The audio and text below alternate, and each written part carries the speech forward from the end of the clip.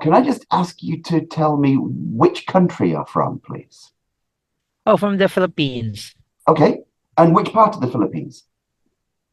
Oh, I'm from the central part of the Philippines. Geographically and politically, it's called Region 6. It's Western Visayas. But if Mhm. you're going to see the map of the Philippines, we are at the center. Western Visayas is is actually one, two, three islands, composed of three islands. Okay. And we are from the biggest island from Panay. And in Panay, we have one, two, three, four provinces. From the province of Iloilo.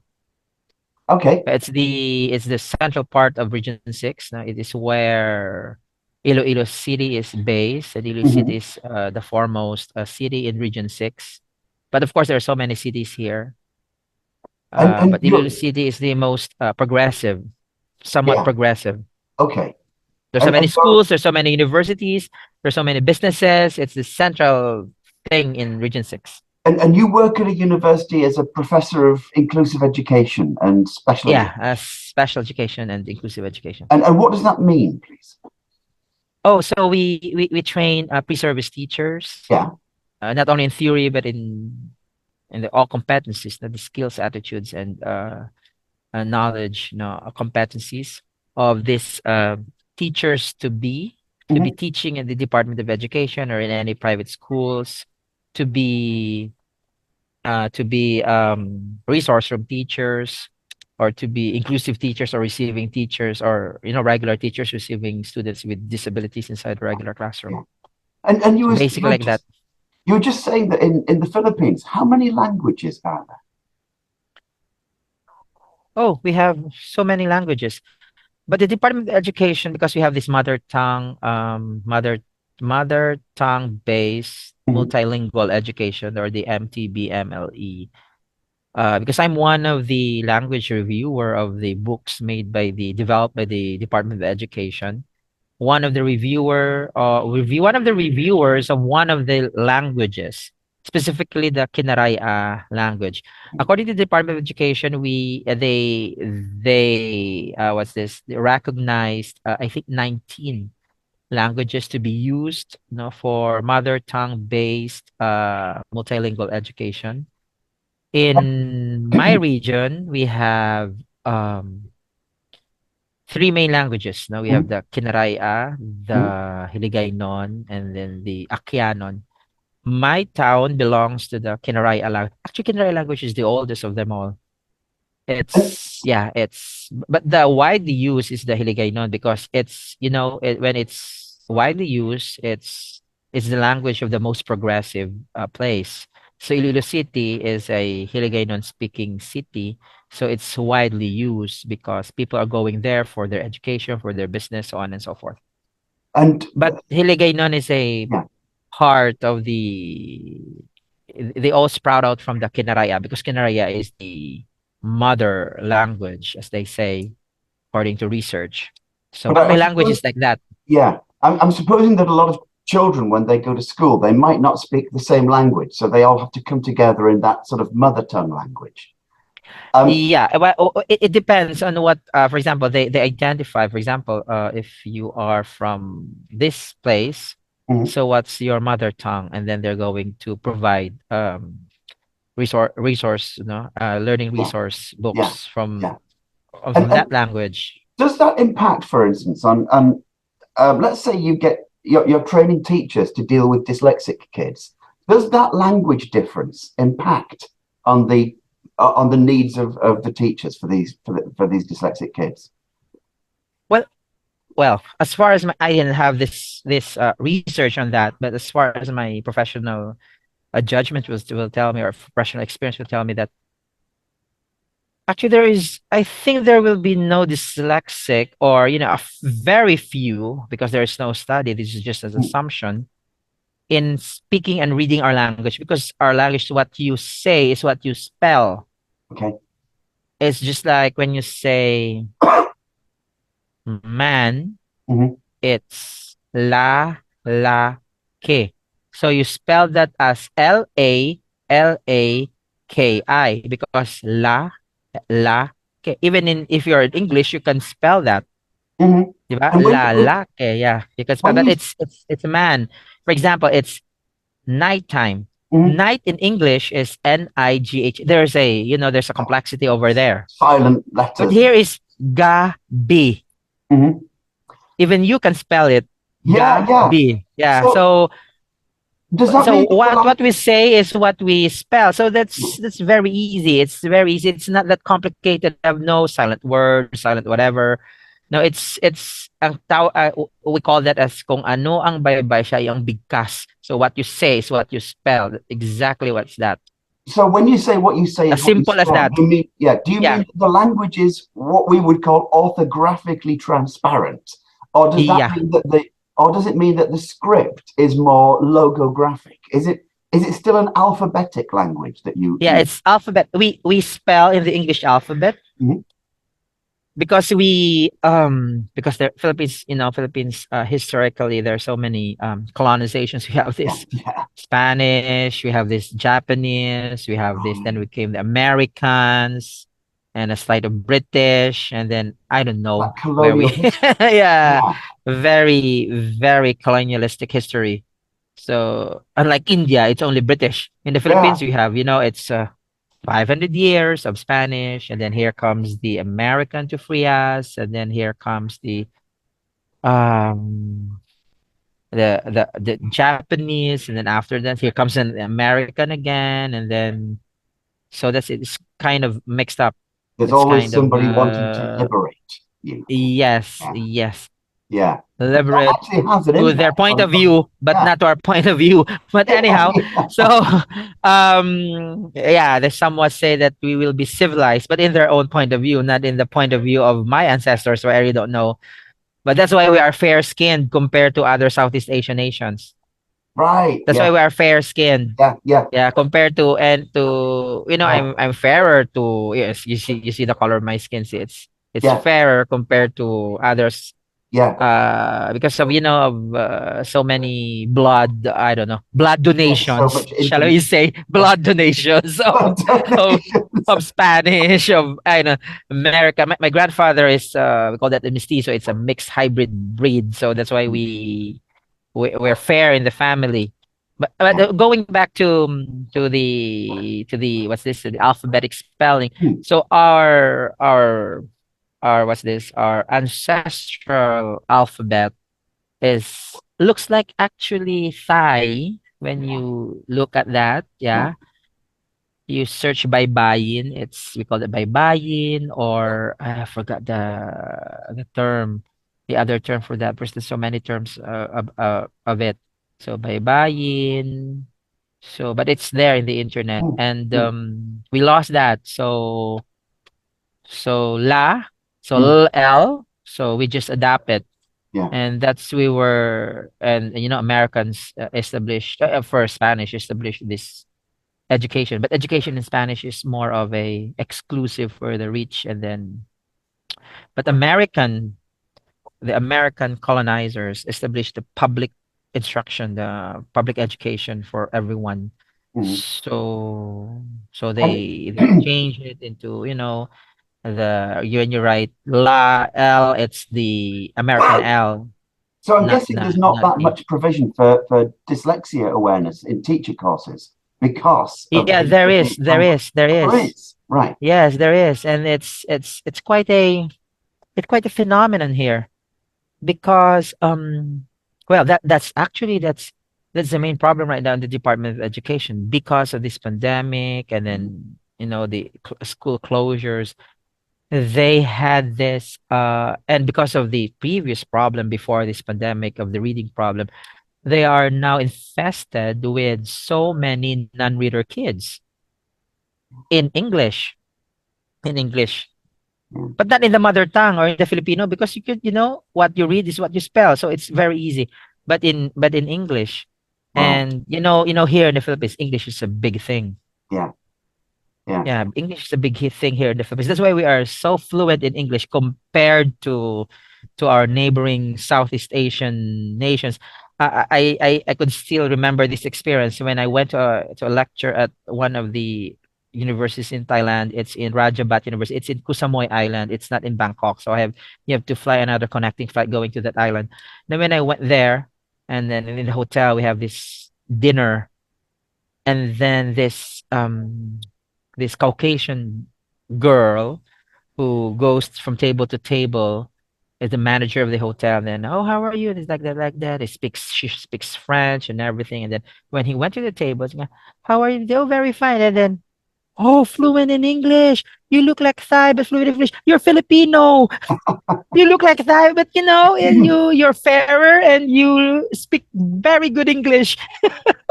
Oh, so you're Filipino. So that's it. So English here, and then yeah, that's the main problem right now being addressed to schools, and most of them are not diagnosed. Maybe some of them are having dyslexia, or some of them has, during pandemic there is no access, Hmm. plus the socioeconomic status, they have no access to real reading instruction. Okay. So you could, yeah, it's unfair to say that they are dyslexic, but maybe some of them are really dyslexic. So and now there's a confusion.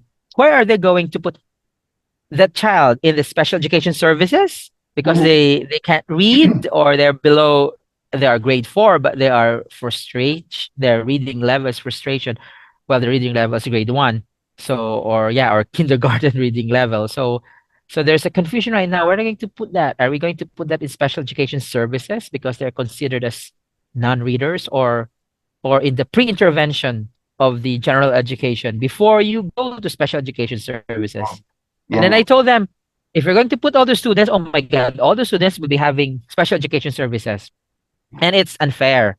You should, I think, the regular schools, or before referring to special education services, you should have this pre-referral intervention. You have this remediation first, and then before going to special education services, it must be this is well documented that you had these interventions, yet this child is not improving. So maybe he needs a more special attention, or more specific and more targeted have this peer referral intervention or remediation first before going, referring them to special education, excuse me, services, because it's unfair that you're going to you just put them because they are, non-literates, and Yeah. then some of them may be, remediated by simple instruction, or teach regular teachers instruction or remediation in reading, but not into that very specific and targeted reading instructions because they have dyslexia.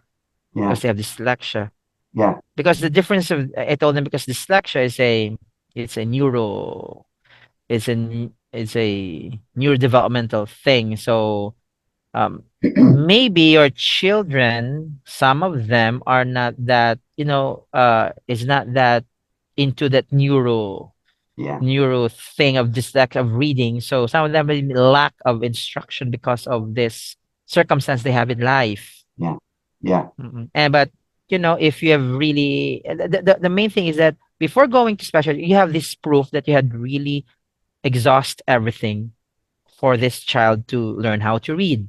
Yeah. Because if you have no proof of that, so it's unfair to, just to let go of the child, and tell the child, oh, you have dyslexia, you go to special education services. Because I told them in DSM-5 there's an exclusionary clause of dyslexia. You just can't say that dyslexia is like that because of certain exclusionary clause, and And it must be diagnosed by a person who is really trained to do diagnosis of dyslexia. I myself can't diagnose that, but that's my suggestion to you.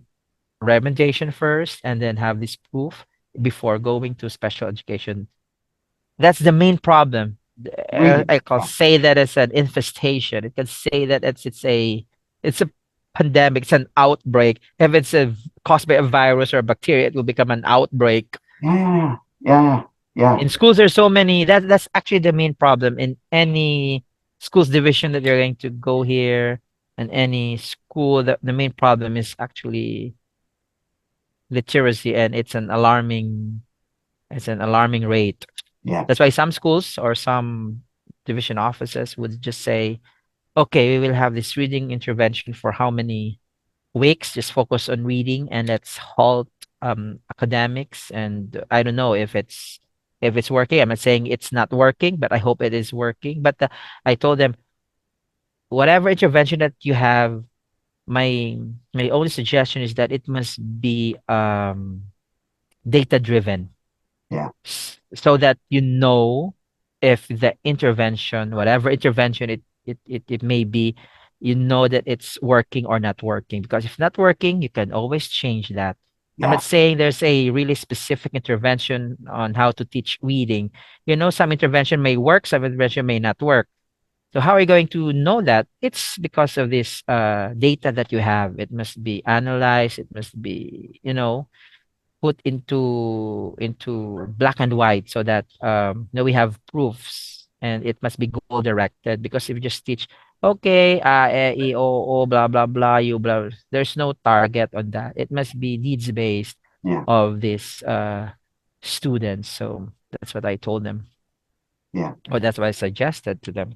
And are they taking you up on it?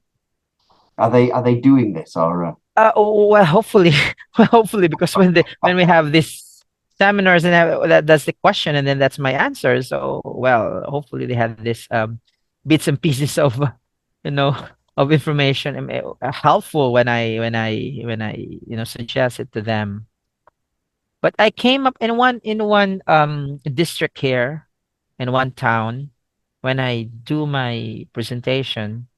The next, I saw it in the program that the next part of the program after me is that the reporting of the reading program. Mhm. So I think that's it.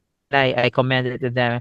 Oh, this is really good because you know where you're going, and hopefully true data will be surfaced here. Not only, oh my God, we should have this high something something effective. It must be like that. It must be like that, so that because I told them, when you don't reveal true data, the Mhm. problem will just there, and it will pile up and pile up, and it will just wait for a proper time to be exposed, and the next thing you know, it's a big problem. Yeah, yeah, yeah, yeah, So true data must be, because you don't improve reading if you're only going to say that the reading is really improving. yeah, So how do you improve the reading? yeah, Well, if it's improving, very good. So we will not use any intervention anymore. But yeah, it's not a true data. So yeah. so it's Yeah, what does it non-significant. mean to say that reading is improving? What does that mean exactly? Yeah, what does it mean? So, and the students who cannot identify, I told them, students who cannot identify letters, you group them or you subgroup them. Yeah, Students who can identify letters and have sounds, and then you group and subgroup if there's so many of them. Students that could identify letters, sounds, and they're in blending, or you subgroup them. And then students who have fluency in blending, you group them, and then that's it. And you go into intervention, because if you group students who cannot identify letters to students who are now blending, and you mhm, have the one lesson here, you're going to miss out, I don't know where it depends on your lesson. If your lesson is about blending, you missed out the students who cannot identify letters. So they could, they should be in another session, or another, yeah, group yeah, for that. Because if you're going to teach, you have a reading class, and all of them have different reading needs. So it working. I think it will not work. I think it will not work. yeah. Once someone gets a diagnosis, then they're sent to special educational services. They're not, they're, if you like, they're not put back into standard schools. They're sent to special educational needs schools. Some schools are, because it's dyslexia.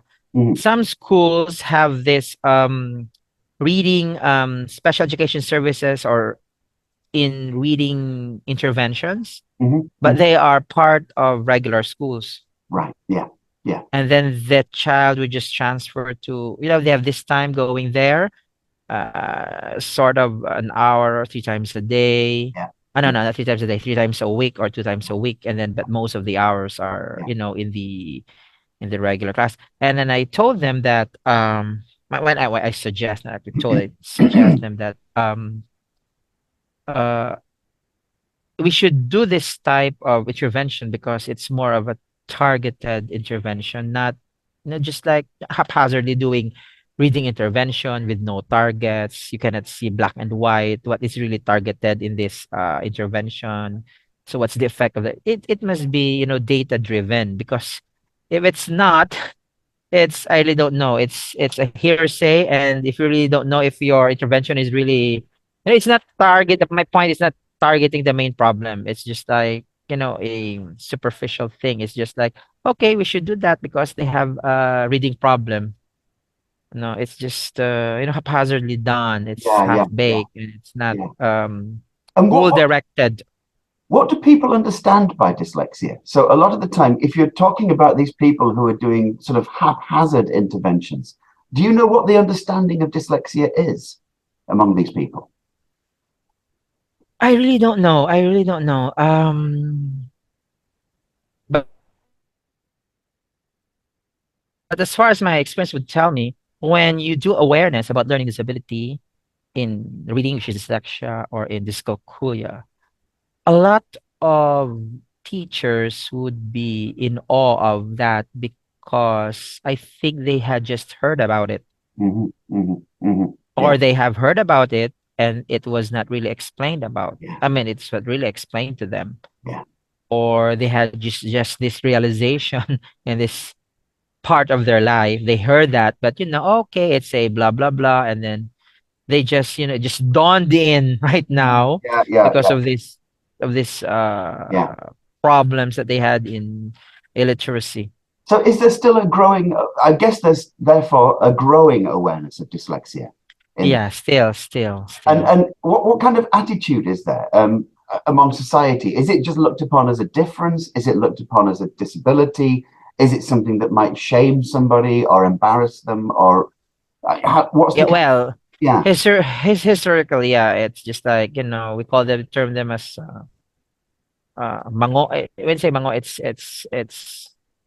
I don't know how to interpret that in English. It's somewhat illiterate, or it's somewhat um you have zero knowledge. It's just like that, Hmm. because um they associate uh no read I mean illiteracy. If somebody don't know how to read, they would associate that as to low IQ. Yeah, And it's a sad thing, yeah, because it's actually it's not. Yeah, I told them I have dyscalculia, but I became a teacher. yeah. So the point is that my problem is only in math, but my IQ is average to above average, that I could survive this academic rigors, because given to me when I was in elementary, high school, or even in college, or even in my graduate degrees.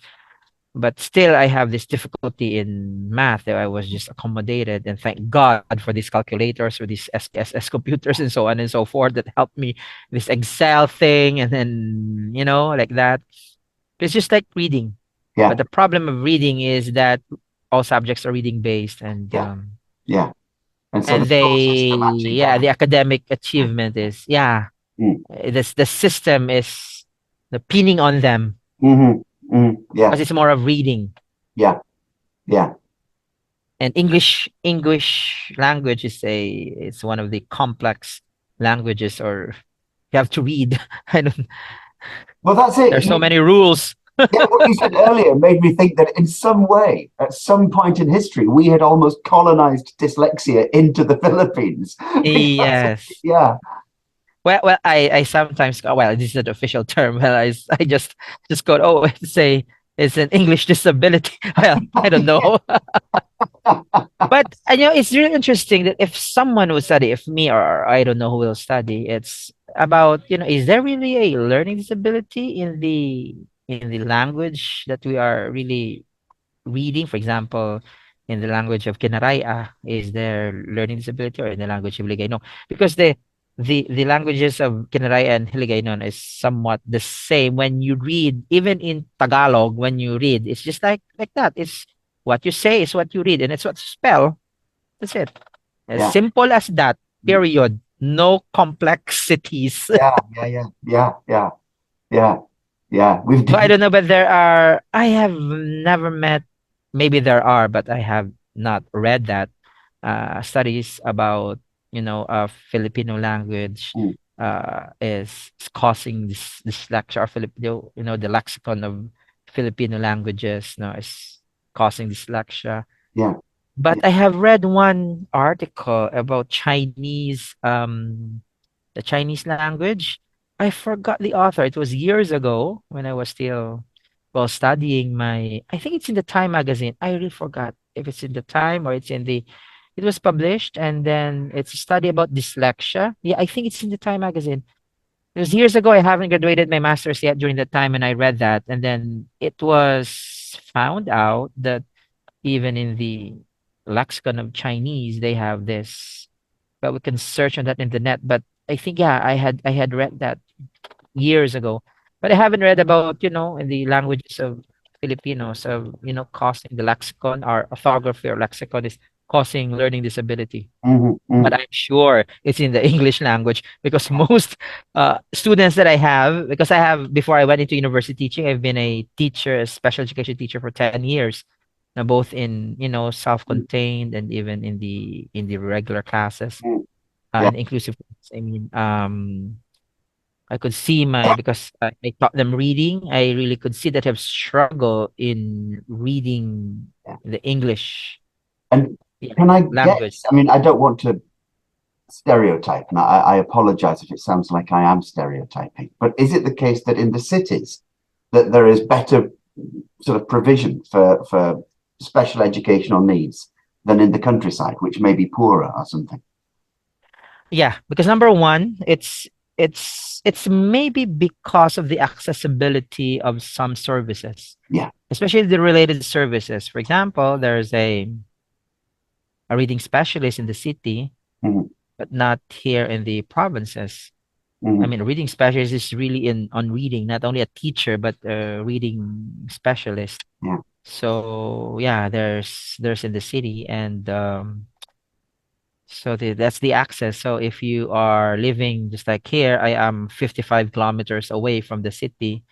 So in order to get service for your child, you travel 65. It's traveling time here. The road is not that good. We have just our bridges here just collapsed because of the typhoon. Mm. Typhoon. I don't forgot the international name of that typhoon. We call that it's Typhoon Paeng, and then it collapsed so many what's this bridges here. So you have to have to detour and everything. So Yeah. You're at the it's more or mercy of less the, a yeah. 2 hour bus ride. But our buses here are quite good. It's air conditioned and everything. But the roads and the what's this? The remnants of the typhoon had this difficulty on us. So you Mhm. have to travel that. You have to endure that. The child going to the city for a 1 hour, 1 hour reading Yeah. class. And because of the traveling So time, that's basically a day, I'm guessing. It could be at least half a day. yeah, yeah. Yeah, that's it because it's 2 hour time. Yeah. So how much more if you're further than my town and Sorry? there are no services? Oh, yeah. So how about for for people? How much more for the people Yeah. living Yeah. Yeah. further away? So Yeah. that's it. Exactly. Yeah. It must be almost So impossible. it's more of a teacher's responsibility, and that's the school is actually doing. No, and then they asked me who would really for you because when you're a teacher here they call you sir or ma'am, and for you sir there in England sir is a big thing. You Mm. just can say sir to anyone, but Yeah. here you can say sir to anyone. If you're a teacher here, I think you're a knight. That joke, and that's only a joke because every teacher is a sir. So and then they asked me, how about Sir Frank? So what can you say about